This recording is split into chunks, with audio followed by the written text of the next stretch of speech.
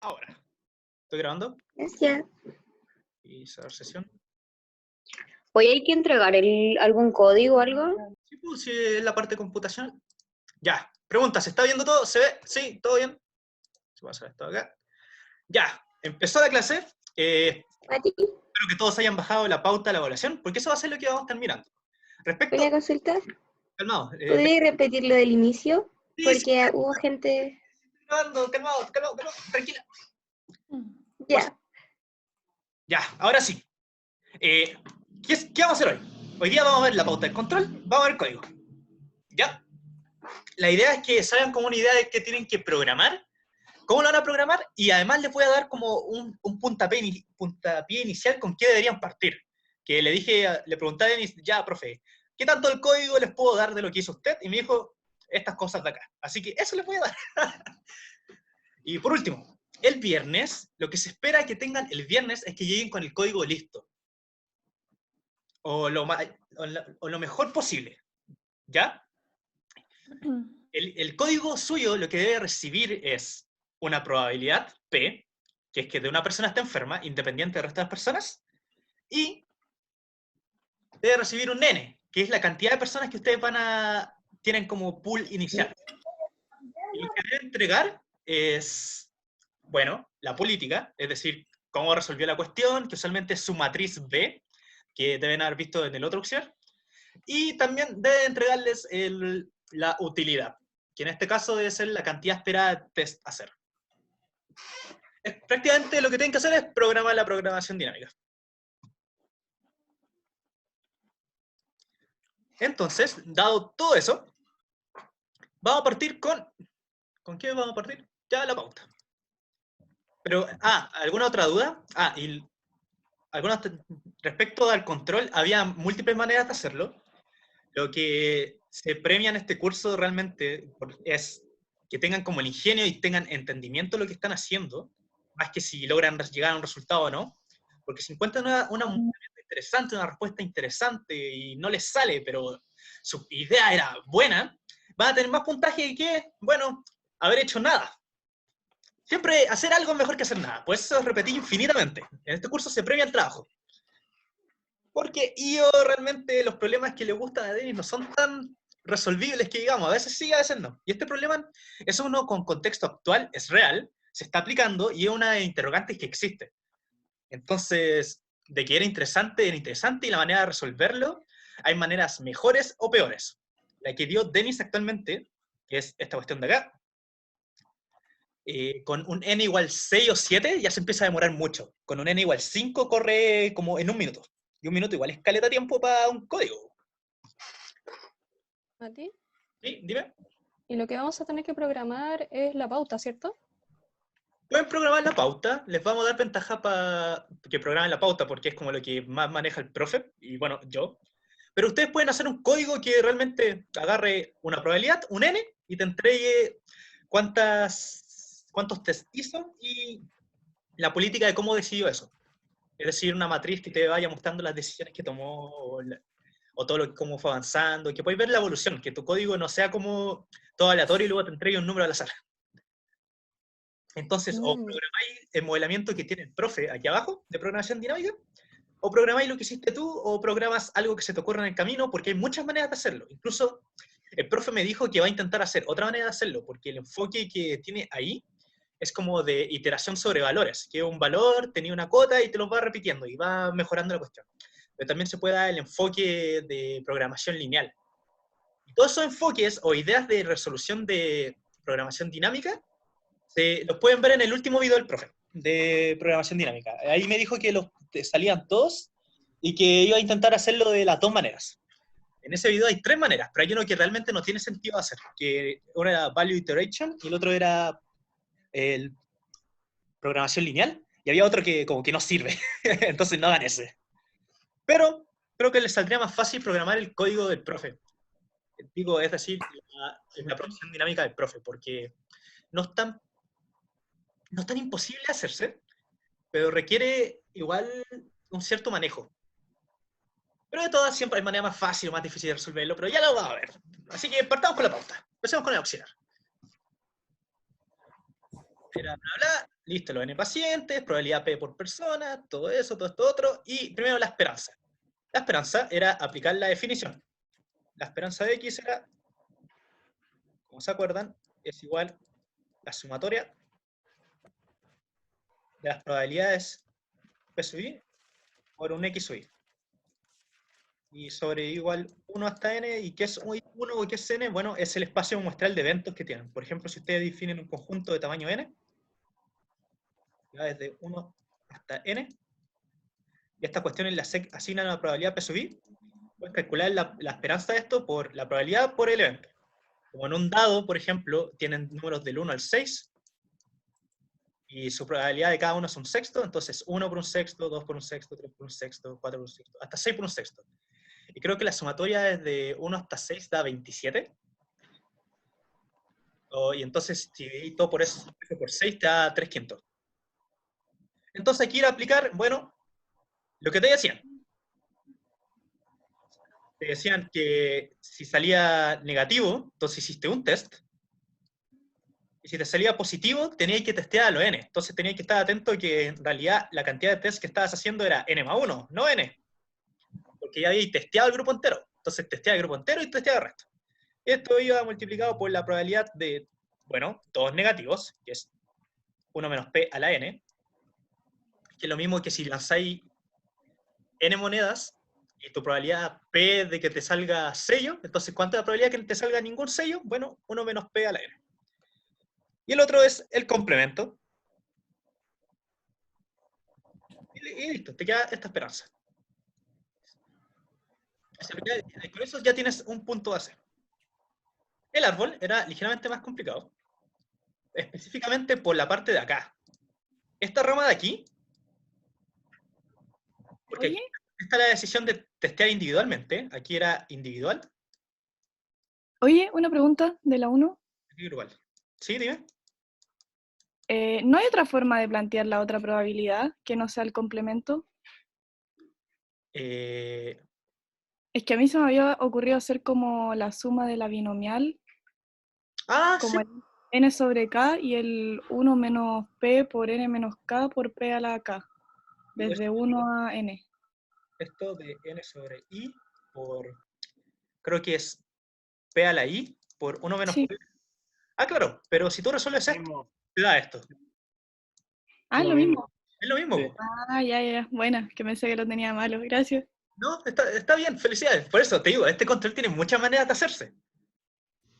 Incluso, y usualmente la gente se olvida de ¿En serio lo mismo? Sí, pues es lo mismo.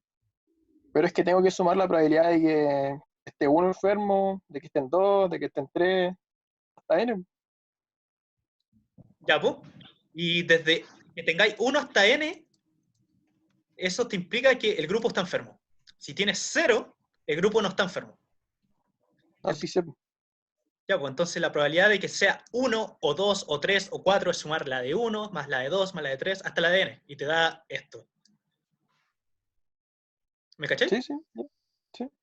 Entonces, Sí. ¿todo bien? ¿Todo bien? ¿No? ¿Sí? ¿No? ¿Sí? Sí, está bien. Maravilloso. Sí, incluso el auxiliar de probabilidades creo que con eso podían salvar esta cuestión de acá. Y bueno, intenté salvar el árbol. Primero que todo, con Dennis yo tengo una ligera diferencia con la probabilidad que él puso aquí. Porque según yo era la que vimos en el auxiliar. ¿Se acuerdan? Que era la probabilidad de no tener... que eligió un loco no tiene permiso, dado que en el grupo tú sabías que en el auto no tenía permiso y todo eso. Bueno, la idea para poner probabilidades en este árbol era la misma. Que eran probabilidades totales. Y se lo pregunté y me dijo, son equivalentes, así que si tienen las dos respuestas, está bien. Así que maravillosos. Había muchas maneras de hacer este control. Respecto a este árbol, ustedes se pueden comer perfectamente toda esta rama de acá, porque si se fijan, todos los pagos son iguales. Entonces ustedes pueden borrar todo esto y poner simplemente un 2 determinístico. Porque si testéis da uno, tenéis que testearlo a todos, pues, por si no, no hay esa información. Y eso también está correcto. Pero el camino de acá tenía que ser mucho cuidado, porque primero que todo, aquí se aplicaba la misma idea que en la parte anterior. ¿Cuánto es la probabilidad que tenga ningún enfermo? Bueno, era 1 menos P El que está hablando, muteate por favor, manito. Mira, muteate.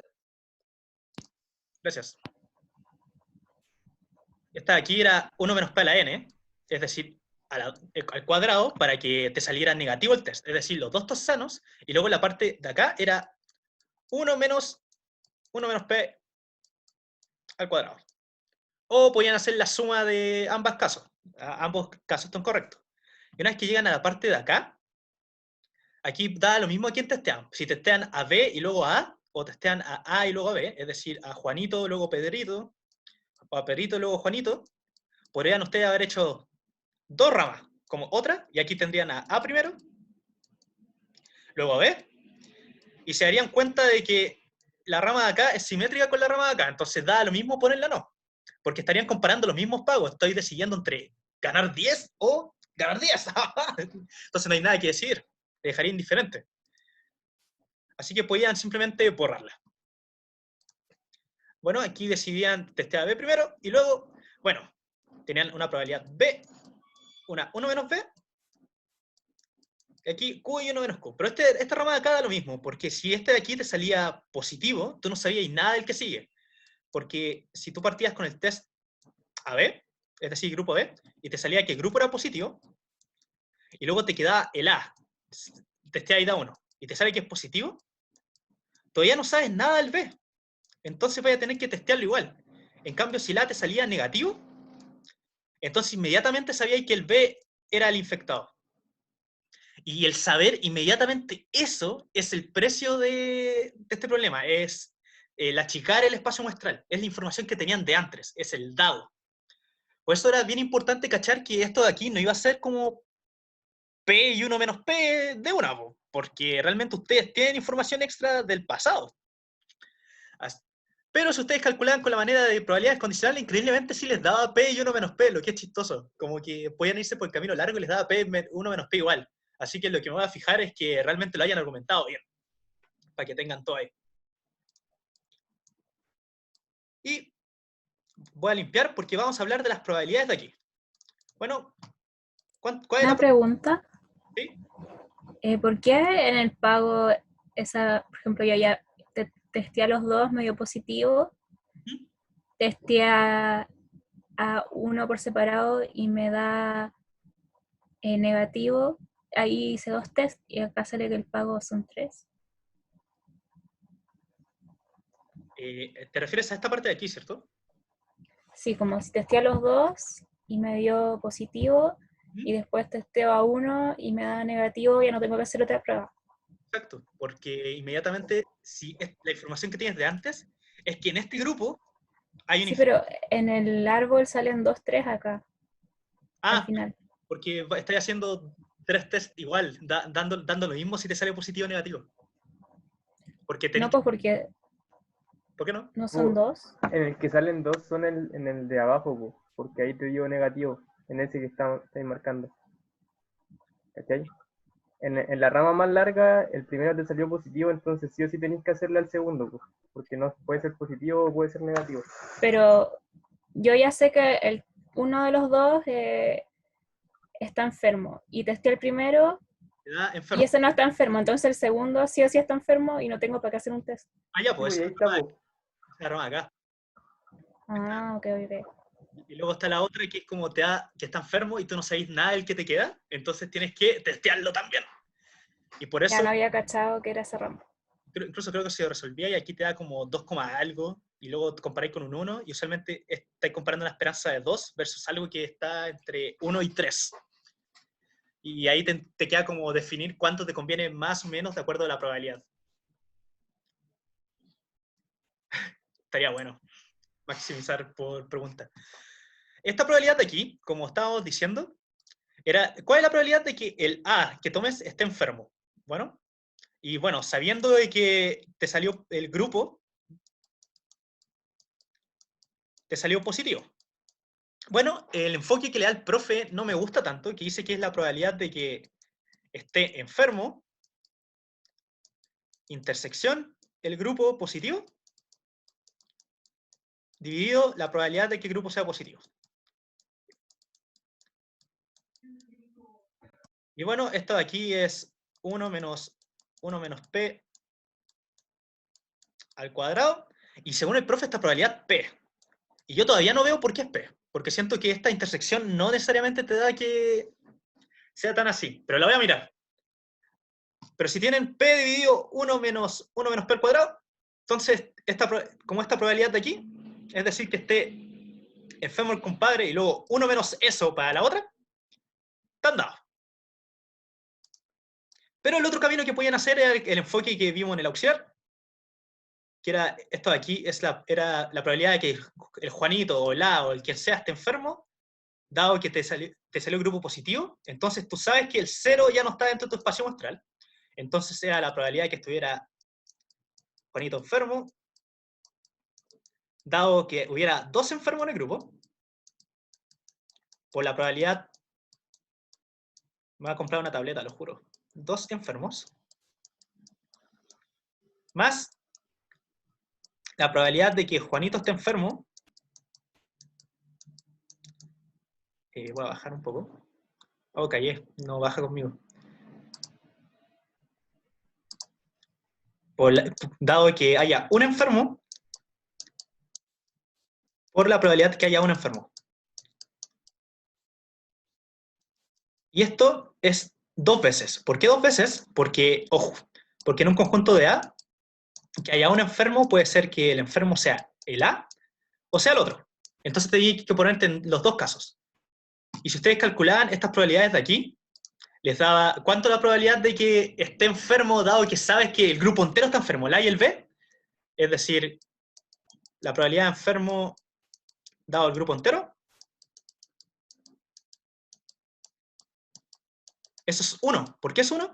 Porque si tú sabes que los dos están enfermos y tú quieres sacar el evento, velo así, tienes una bolsita que tiene 2 pelotas negras y tú quieres sacar una pelota negra de esa bolsita. ¿Con qué probabilidad la sacas? Con probabilidad 1. Entonces esto hubiese sido 1. ¿Y cuánta probabilidad que el grupo entero esté enfermo? Pues P cuadrado, P por P. Y otro caso es que tienes una bolsita con una pelota blanca y una negra, y querés sacar una pelota negra, entonces la probabilidad es 1/2. 1/2, por la probabilidad de que haya un enfermo y el otro no, es P por 1 menos P, y luego le tenemos que chantar el 2 de las combinatoriales, porque es una binomial, por 2. Se te cancelan estos, y te iba a quedar que esta probabilidad era P cuadrado más P por 1 menos P, y increíblemente esto te da P. Era ridículo.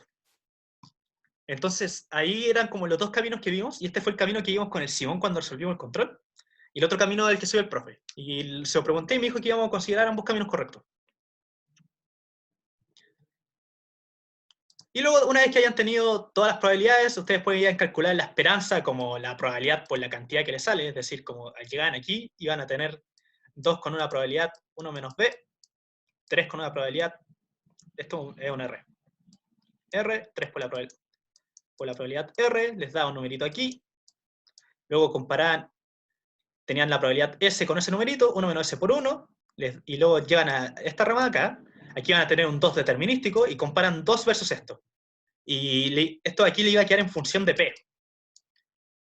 Y ahí podían despejar el P, y decir, dado esta probabilidad, me conviene testear en grupo, y dado esta probabilidad, me conviene testear los de a uno. Y bueno, igual era lógico pensar que mientras más grande es P, entonces no te conviene testear en grupo, porque si P es muy cercano a 1, tú inmediatamente sabes que si lo testeáis solo te va a salir que está enfermo. Entonces si lo testeáis en grupo, claramente vaya a tener al menos un enfermo. Va a ser como muy fácil. En cambio, si P tiende a algo muy chico, por ejemplo 0,08, hay menos del 10%, entonces, por ejemplo, el evento de que haya más de 3 enfermos en un grupo, pasa a ser 0,08 al cubo por la cantidad de combinaciones posibles. Entonces ese número es cada vez más y más chico. Entonces cada vez más es más improbable tener mucha gente enferma. ¿Para qué ramas usaba Bayes? Para la rama de arriba. Y específicamente aquí. Esta es la probabilidad que veían, porque esta aquí era una binomial y su complemento. Binomial de que nadie esté enfermo, el complemento de que nadie esté enfermo, que fue lo que vieron en la esperanza de arriba. lo que vieron aquí. Ponían esas probabilidades acá. ¿Y cómo limpio todo? Plural problems. Ah, se puede achicar el tamaño de la línea. Maravilloso. Bueno, cachado. Bueno, una vez de eso resolvían el árbol. Y bueno, aquí está la pauta del profe con todo el chamullo y todo el bla bla. Con todos los casos. Y aquí está la probabilidad que todavía no me convence, que está aquí. Que les da P dividido 1 menos 1 menos P al cuadrado. Entonces voy a mirar eso después. Y finalmente llegan a esta política, que era aproximadamente esto. Ahí vamos a ver qué tan lejos llegaron, pero créanme, no va a haber mano dura. Y ahora viene la parte que están todos interesados, que es la parte de programación dinámica. Quiero que todos tengan abierto esto, porque honestamente me gustaría que fueran prestando mucha atención. Porque este modelo, una vez que se entiende, es claro de ver, pero si no se ve al tiro, entonces, pero a mí me tomó un buen rato entenderlo bien, porque era ligeramente más complicado de lo que habíamos hecho con Simon. Y con la NAT. Aquí tenemos, periodo. Bueno, aquí ustedes podían poner que cada periodo era un test, porque los tests no se podían hacer en paralelo. Entonces, ustedes podían testear a un grupo K, pero no podían testear a los N-K que te quedan en la misma corrida. Eso no se puede, era ilegal. Entonces, por favor, que no hayan anotado eso. Definido por T. Y luego, la decisión, S sub T es el conjunto pacientes a testear durante el periodo T. Entonces, si ustedes tienen un conjunto que va desde 1 hasta N, el S sub T podía ser, por ejemplo, testear al 1 y al 3. O testear desde el 1 hasta el N-1. Finalmente, el S sub T era a quienes quieres testear.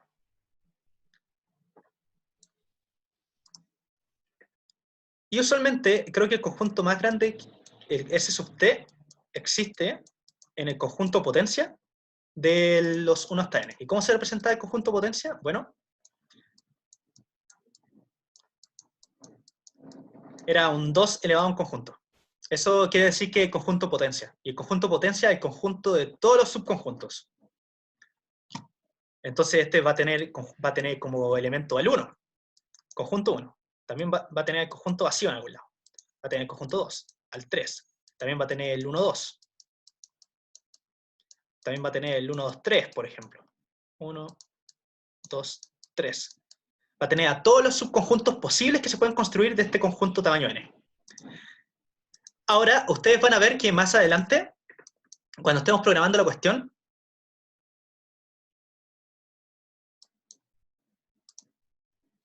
pero también ustedes podían decidir, dentro de las decisiones era como el tamaño del conjunto K, y luego dado que decidían el tamaño del conjunto, podían construirse como un vector de valores. Dado que elegí que mi tamaño quiero que sea K, entonces quiero tener un vector que sea de tamaño K, va a ser de cardinalidad K, y luego ustedes de aquí lo rellenaban, de alguna manera.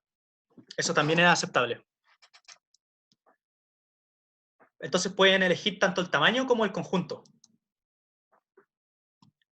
Pero aquí lo importante es el estado.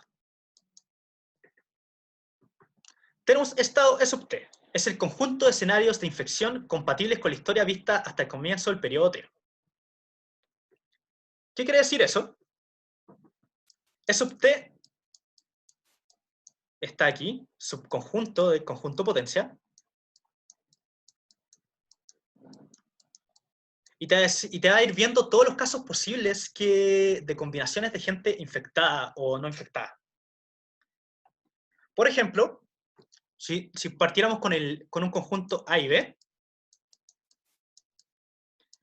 y nosotros ya testeamos que esto de aquí nos salió positivo, entonces los conjuntos de enfermedad que te podrían dar es el A, el B y el A, B.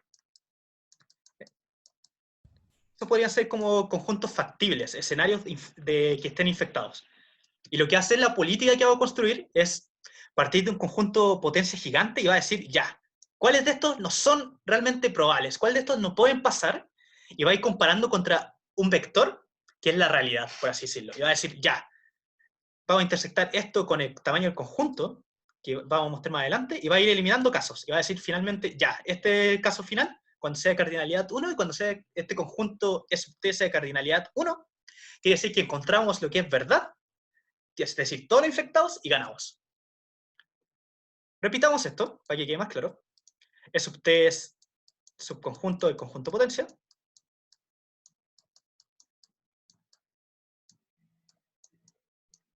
Nos guarda toda la información de todos los conjuntos posibles de gente que puede estar enferma, porque eso es lo que queremos ubicar, a la gente que está enferma. Y este conjunto de sub t depende de lo que ya hemos visto. Y lo que va a hacer el código es ir podándolo, va a ir achicándolo, le va a ir quitando las cosas que no nos sirven. Y aquí vamos a definir... Sí, dime. Entonces, estado me muestra los test que me han salido positivos, como el conjunto de personas que estaban en esos test. ¿El E sub t? ¿Sí o no? El E sub t es como... no, sí, es como eso, sí. Partes de una teoría que todos están enfermos y luego te los va a ir achicando. Ah, ya. Voy a dejar solamente los casos posibles, pero finalmente te queda uno. O sea, siempre te va a quedar un conjunto que te va a decir toda esta gente está enferma. Ya. Ya te cacho. Mati, ¿podéis repetir esto del estado? Que en verdad me perdí. Te lo puedo hacer O con... sea, los periodos de decisión bien, pero el estado no lo entendí bien. Ya, digamos que n es igual a 3. Entonces tenemos a la persona A, la B y la C.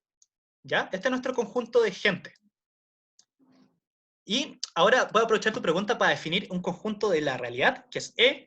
E nos va a decir quiénes son los realmente enfermos. Y bueno, los que están enfermos son pongamos que B y C. Entonces, el estado E sub t nos va a decir los casos posibles de gente que esté enferma. Entonces va a decir, ya, entonces está, bueno, nadie enfermo, está A enfermo, está B enfermo, está C enfermo, está A y B enfermos, está A y C, está B y C, y están todos. Este es el conjunto potencia de este conjunto 3, ¿ya? Y ahora, ¿qué va a hacer? Este es nuestro estado, y nosotros vamos a decidir cuántos testear. Es la decisión de arriba, ese sub t. Y ese sub t, vamos a decir, ya, testeemos a todos. A, B, C. ¿A ti? Entonces, termino esta idea y te respondo, ¿ya? Ya.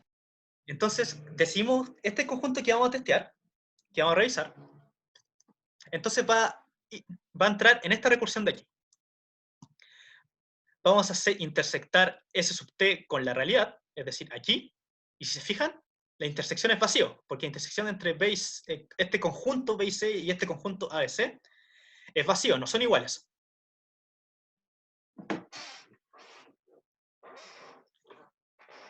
Ah, no, me equivoqué. La intersección es B y C. A veces me confundo entre lista y conjunto. Entonces, esta intersección de aquí te va a dar 1. Y si intersectas el esperado, es decir, todos estos de aquí, estos chiquititos de acá, con ese, te va a dar ABC, C, todos los casos posibles, y te va a ir podando cuestiones. Y finalmente te va a ir eliminando casos. Y te va a ir confirmando si es que están todos o no. ¿Qué está haciendo finalmente? Es que si se fijan, ¿qué caso está eliminando?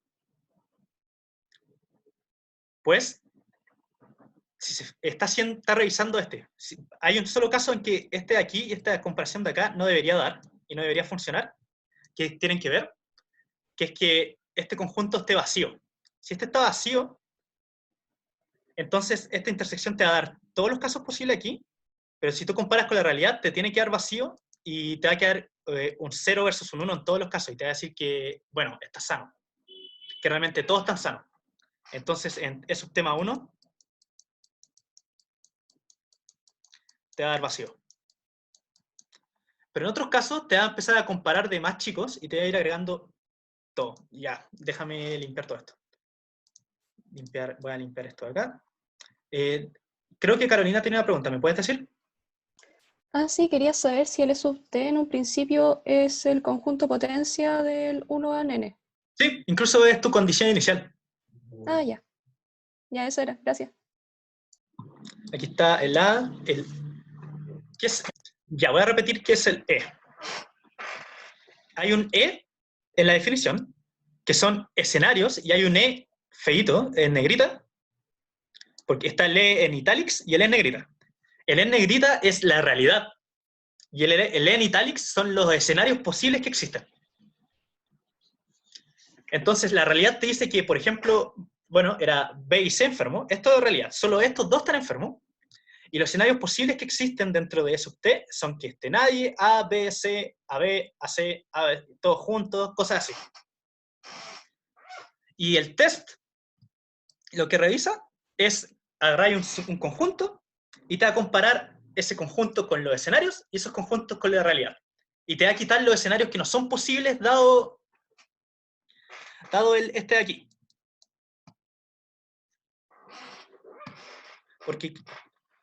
Porque ¿cuáles te va a ver? Te va a ver los que son 1 igual a 1 y los que son 0 igual a 0. Los que sean 1 igual a 0 no valen. ¿Y por qué 1 igual a 0? Porque son las indicatrices que te salen aquí. Dime. ¿Y cómo sabemos que hay una matriz que tiene, o sea, que hay como una lista que tiene la realidad? Porque a la hora que voy a hacer test, si ya tengo una lista que tiene la realidad, ¿para qué voy a hacer test? Es una muy buena pregunta. ¿Cómo justificarlo? A ver.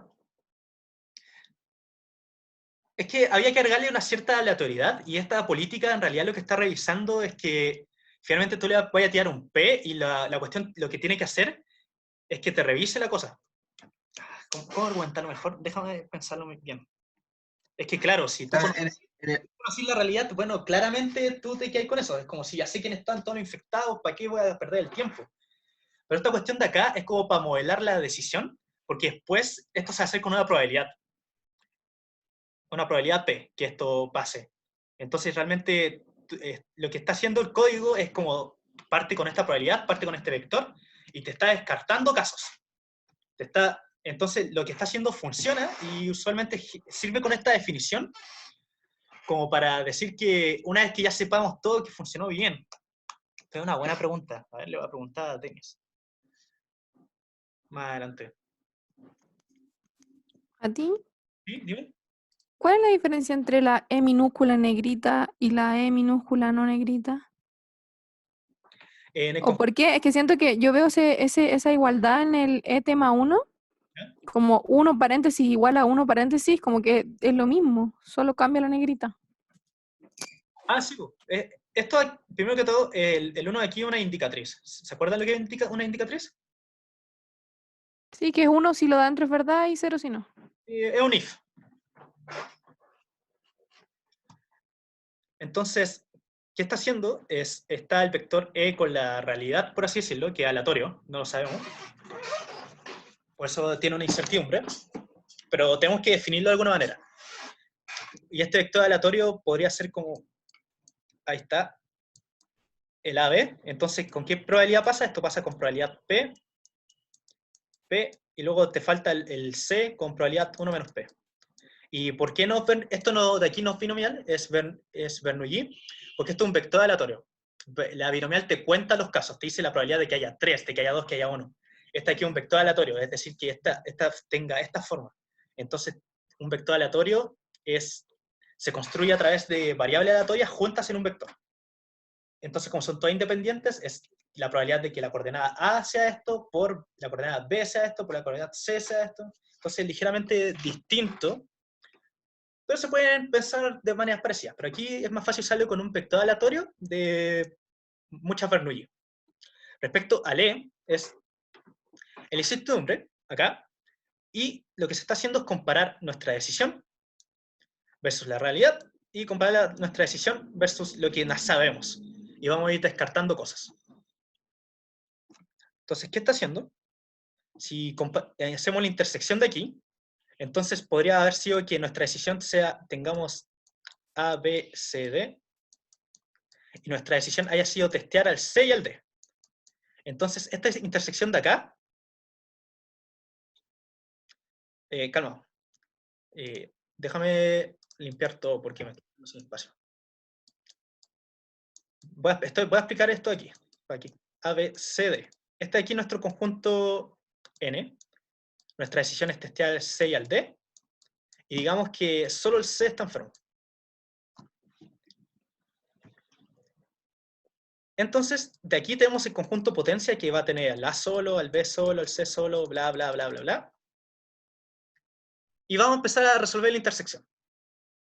Si intersectamos el E con nuestra decisión de aquí, nos da C.